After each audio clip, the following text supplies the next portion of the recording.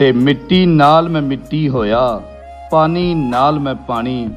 ਮੇਰੇ ਦੁਖੜੇ ਰੋਜ਼ ਪੈ ਲਿਖਣ ਵੰਨ ਸਵੰਨੀ ਕਹਾਣੀ। ਮੈਂ ਜੰਗਾਂ ਦੇ ਫੱਟ ਵੀ ਖਾਧੇ, ਰੁੱਤਾਂ ਕੋਲੋਂ ਮਾਰ। ਮੇਰੇ ਲੇਖਾਂ ਵਿੱਚ ਕਿਉਂ ਲਿਖੀ ਕੋਸਾ ਕੋਸਾ ਹਾਰ। ਦੂਜੀ ਕੌਮਾਂ ਨੂੰ ਵੀ ਦਿੱਤੀ ਰਹਿਣ ਤੋਂ ਆਪਣੀ ਥਾਂ। ਰੁੱਖਾਂ ਵਾਂਗਰ ਵੰਡਦਾ ਰਿਹਾ ਘਰ ਘਰ ਆਪਣੀ ਛਾਂ। ਮੈਂ ਉਜੜਾ ਤੇ ਉਜੜਨੇ ਜਾਂਦੇ ਮਾੜੇ ਚੰਗੇ ਖਾਬ।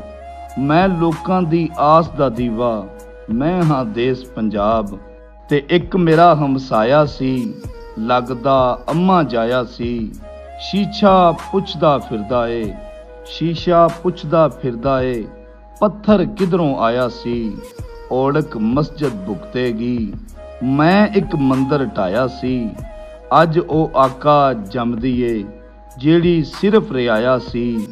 ਮੈਂ ਇੱਕ ਸੂਲੀ ਗੱਡੀ ਸੀ, ਨਹੀਂ ਨਹੀਂ ਬੂਟਾ ਲਾਇਆ ਸੀ।